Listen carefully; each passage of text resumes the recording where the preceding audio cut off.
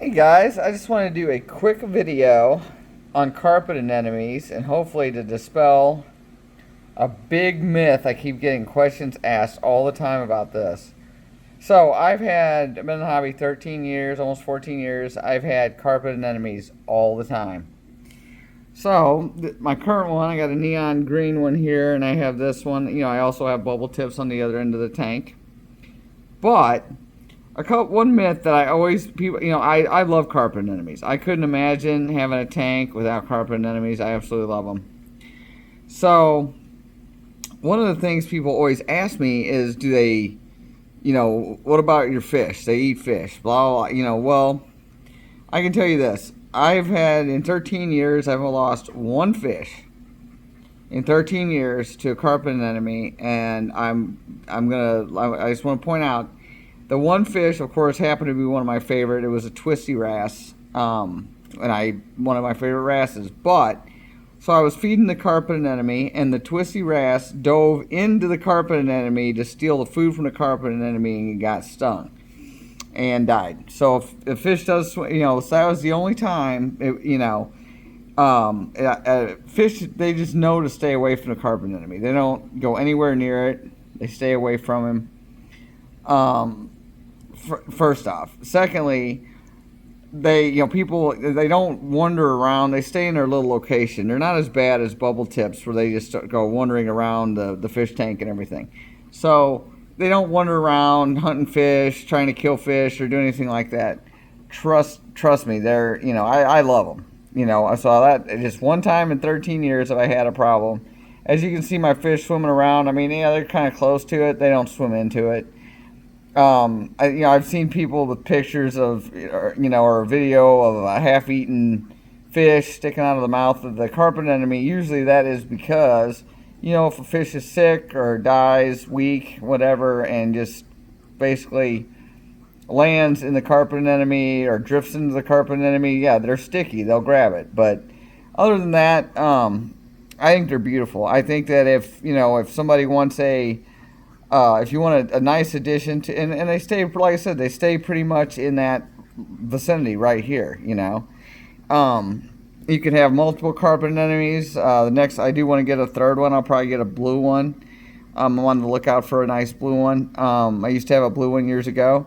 So, but anyway, they're absolutely my favorite. So, if you guys have any questions, feel free to ask away. I'll be happy to answer them. But yeah, I love them. They do require good. You want to have a good stable tank of at least, you want it to be at least a year old, if not more. But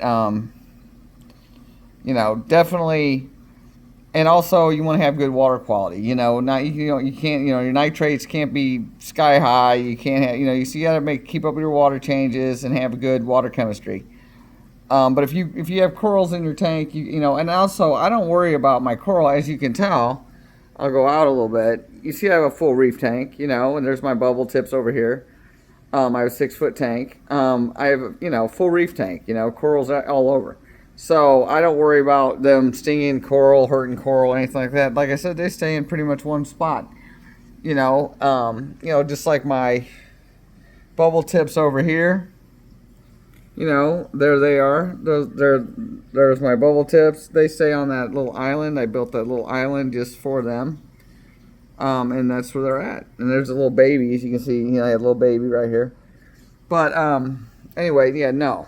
I don't worry about them stinging coral, hurting coral. I have a full reef tank, and I have my anemones. I just couldn't imagine having a tank without carpets. As you can tell, I have that.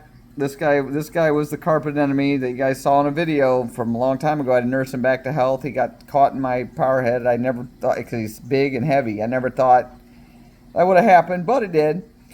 So anyway, but it didn't tear his. It luckily didn't tear his foot. So, but look, he's healed. Look at that. I mean, you guys can look at that video from back then. I mean, he is really healed nicely. I just fed him. Real good, shrimp, whole shrimp, soaked in silicone, and he made a full recovery. So I was worried at first, but Anyway, so yeah, they're great. Make sure your water quality's good. You can put them in a full reef tank. I have. So any questions you guys have, let me know. I just wanted to kind of dispel that one myth because I've heard people say, well, don't they walk around? I've actually had people ask me, do they walk? They eat your fish. They hunt your. They don't hunt anything. They don't hunt your fish. They do not hunt it at all. And certain fish can even stand, like, for example, my emperor angel. He likes to mess around, as you can see right here on the back. I don't know if you can see him. There he is. That porcelain crab lives in the anemone. You see part of him. My emperor angel likes to pick that porcelain crab up and just, for whatever reason, he doesn't try to eat it. He just picks it up in the water column and then drops it. And I mean, he touches the carpet anemone. He doesn't care. It doesn't bother him in the least. Smaller fish, like wrasses and stuff, watch out for that. But anyway, if you guys have any questions, let me know. Thank you so much for watching, and I'll be do some more videos this weekend. I know I have one I'm going to do on my elegance corals, as per request from another viewer. But thanks again, guys. Like, share, subscribe. Have a great weekend.